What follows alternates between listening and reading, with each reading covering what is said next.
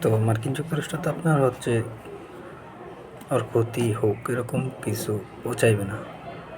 ও বরঞ্চ ট্রাই করবে যে যুদ্ধের যে ক্ষতি হইল ওর এগুলো চাঁদা দিয়ে সামাল দিতে। ঠিক আছে। আর হচ্ছে এখানে ইরানের তো অনেক ক্ষতি হয়েছে, তার তেলের রিফাইনারি, মানে এগুলো আপনার হচ্ছে রিপেয়ার হইতে আপনার অনেক সময় লাগবে।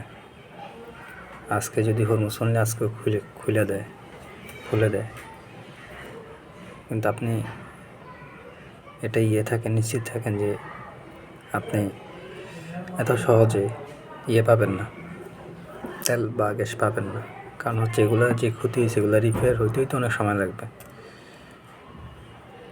প্লাস হচ্ছে এখানে যে আরব কান্ট্রিগুলো ওদের যে ক্ষতি হয়েছে, ওদের যে কান্ট্রি বিশেষ করে দুবাই, সৌদি থেকে যেসব ইনভেস্টর ছিল ওরা তো আপনার হচ্ছে অন্যদিকে এখন মুভ করতেছে, বিশেষ করে তুরস্ক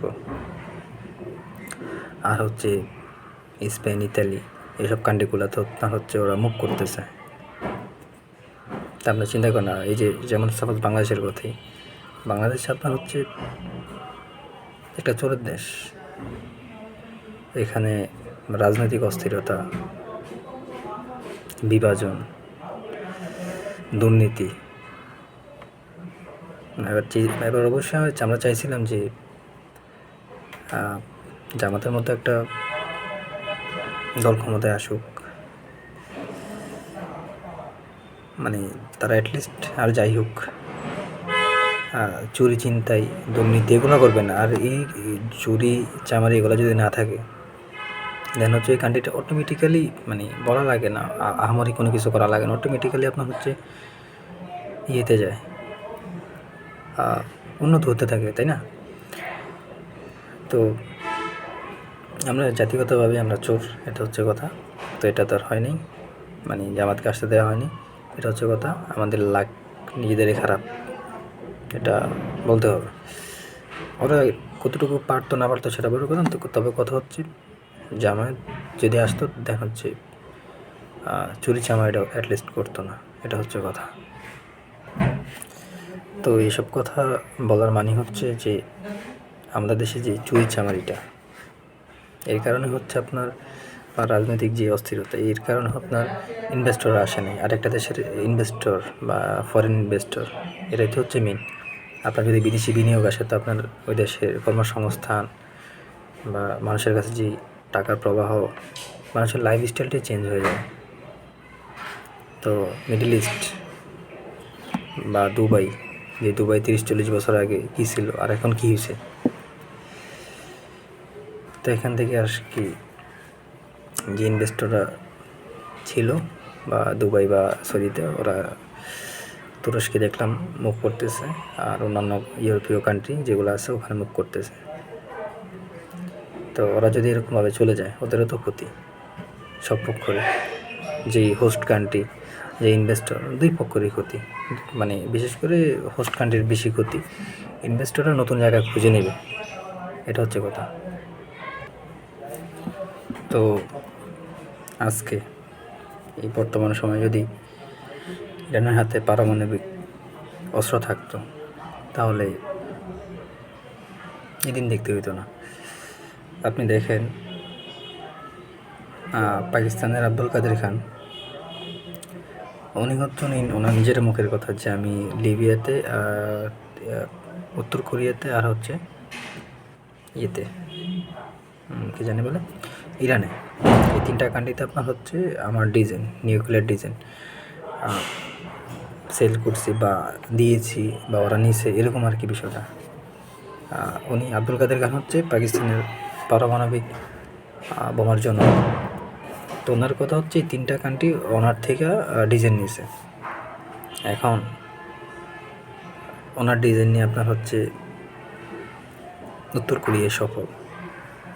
তো এখন তো বর্তমানে অনেক ক্রিটিক্যাল, যে পারমাণবিক বোমা তৈরি করা আপনার অনেক নজরদারি রাখা হবে, অনেক কিছুই রাখা হবে, কিন্তু ওই সময় তো অতটা ক্রিটিক্যাল ছিল না। তো উত্তর কোরিয়া পারছে কিন্তু আপনি পারেননি। তো যেটা শোনা যায় আর কি, যে একটা ফতুয়া দিয়েছিল খমেনি সাহেবে, যে বেশি লোক মারা যাবে, এটা ইউজ করা হারাম, হ্যান ত্যান তালিকা। বাট এটা ইউজ করেন না করেন, এটা যদি থাকতো আপনার কাছে তাহলে তো আপনার এই প্রবলেমটা হতো না। উত্তর কোরিয়া, ওকে তো কেউ ডিস্টার্ব করে না, ও কত কিছু করতেছে ওই অঞ্চলে। জাপানরা ডিস্টার্ব করতে আছে, জাপানকে ডিস্টার্ব করতেছে, দেন হচ্ছে দক্ষিণ কোরিয়া, সবাই ডিস্টার্ব করতেছে, ওরা তো কেউ কিছু মানে বলতেছে না, তাই না? এই হচ্ছে কথা। মানে এটাও অনেকে বলে যে ইরানের কাছে তো ডিজাইন আছে, তো হয়তো বা যে কোনো মুহূর্তে তৈরি করে ফেলবে, এরকম আর কি। আমি জানি এটা পসিবল কি না, বাট ইরানে যে পরিমাণ মোসাদের আপনার চোর, এটা পসিবল কি না জানি না, কারণ ইরানের প্রতিটা পদক্ষেপ আপনার হচ্ছে মোসাদের নজরদারিতে আছে, মোসাদের নজরদারিতে আছে। তো আপনি এটা তো আসলে এত সম্ভব না, এত সহজও না। তো এটা নিয়ে যত গ্যাঞ্জাম, এই বর্তমান যেই এনলিস করা ইউরেনিয়াম আছে, এটা নিয়ে যত গ্যাঞ্জাম, এখন দেখা যাক সামনে কী হয়। তুরস্কের বিষয় আছে, তুরস্ক এই যুদ্ধে যা পেলো আর কি, সেটা হচ্ছে ও কিছু ইনভেস্টর পাইছে, আর হচ্ছে ওর এই যুদ্ধে জড়ানো লাগে নাই, ও নিজেও সেভ হয়েছে, প্লাস হচ্ছে ও নিজেকেও সেভ করছে।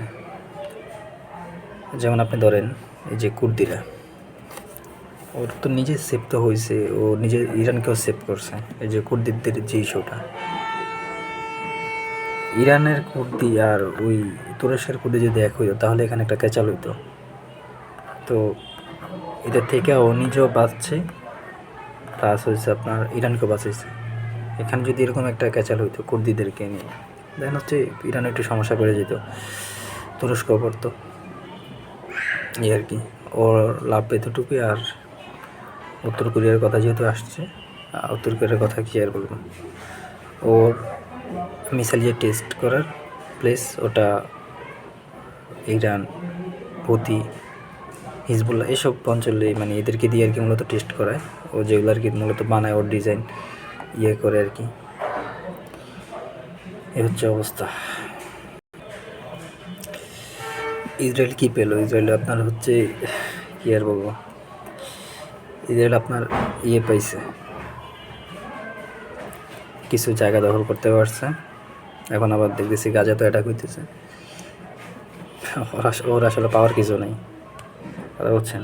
আবার নেতানিয়াহুর এখানে কোর্টে হাজিরা দেওয়া লাগতেছে, তো দেখা যাক কী হয়। আর ইরান কী পাইছে? ইরান পাইছে ওসমান আলীর মতো একটা কৌশলগত অস্ত্র, এটা এখন টেস্ট করলো আর কি, যে এটা অফ রাখলে কী হয় বিশ্বে, এটা টেস্ট করে এখন ও সফল।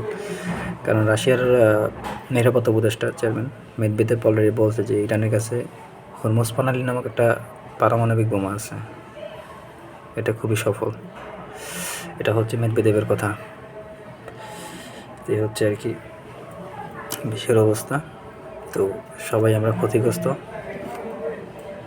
এখন দেখা যাক কী হয় সামনে, তবে আই হোপ ভালো কিছু হবে না। যুদ্ধ ধরেন আবার 1-1.5 মাস 6 মাস বন্ধ, আবার শুরু হবে, ঠিক আছে। এখানে এটা চলমান একটা ইস্যু, এই যুদ্ধটা এটা চলবেই, এটা বন্ধ হওয়ার মানে কোনো ইয়ে দেখতেছি না, ঠিক আছে। হয়তো বা সামনে আরও বড় আকারে এটা যাবে, এটা হচ্ছে কথা।